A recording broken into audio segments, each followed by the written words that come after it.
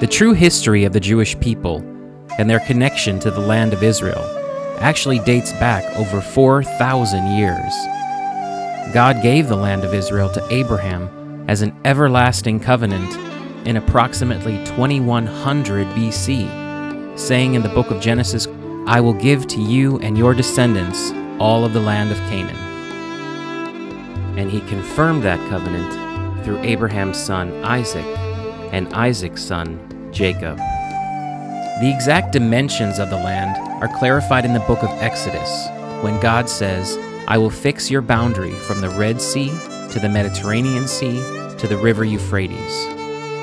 The children of Israel began conquering part of the Promised Land under Joshua around 1400 BC. Then King David and King Solomon enlarged the size of Israel to its greatest extent ever around 1000 BC. It's true most Jews were exiled from Israel in 587 BC, but they returned home just 70 years later. And centuries after that, Yeshua, the Jewish Messiah, was born in Israel. The Judean state lasted from the 6th century BC until it was eventually destroyed by Rome. After that, from the 2nd century AD to the 16th century, the Holy Land was ruled by Rome. The Byzantines, the Persians, Muslim Umayyads and Abbasids, Crusaders and Mamluks. But there was always a Jewish presence in the Holy Land. Jerusalem was never the capital of any Muslim occupier. The Ottoman Turks conquered and ruled the Holy Land as part of their empire from 1453 to 1917. That is until the Allies in World War I conquered and divided up the Ottoman Empire. Then, the British, under Lord Allenby, conquered Jerusalem in 1917 and received the British mandate to rule the area of the Holy Land.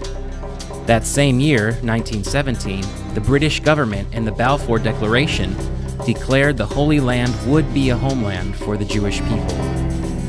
But in 1922, Britain decided to give 76% of the Holy Land to the Hashemites of Mecca, and the League of Nations confirmed it, thus creating the nation of Transjordan, known today as Jordan.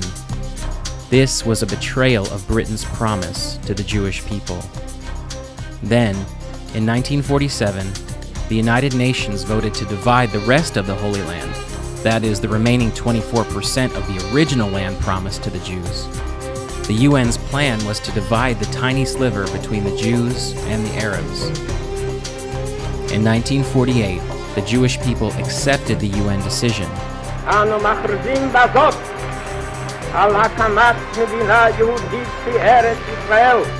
the Arabs rejected it.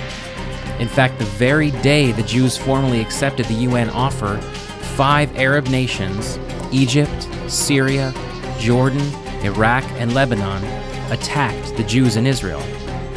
When a ceasefire was called, miraculously Israel won the war and actually gained more land than before the Arabs attacked. Again in 1967, the same Arab nations prepared to, quote, throw Israel into the sea.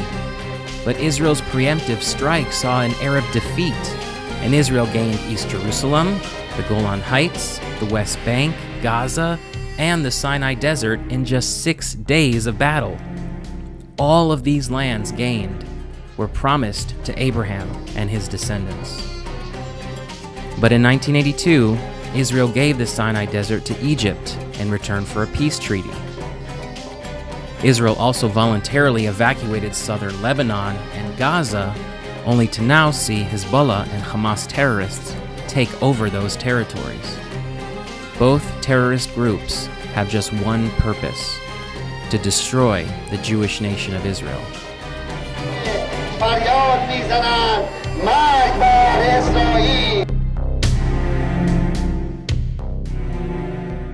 In all this history, there has never been a Palestinian state.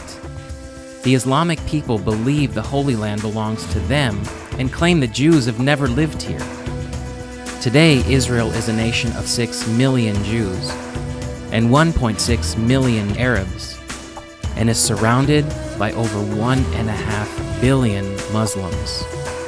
Israel has virtually no natural resources, and is a fraction of the size of nations like the US and the UK. Truly, Israel exists only because God promised this land to Abraham and his descendants. And God has kept his promise.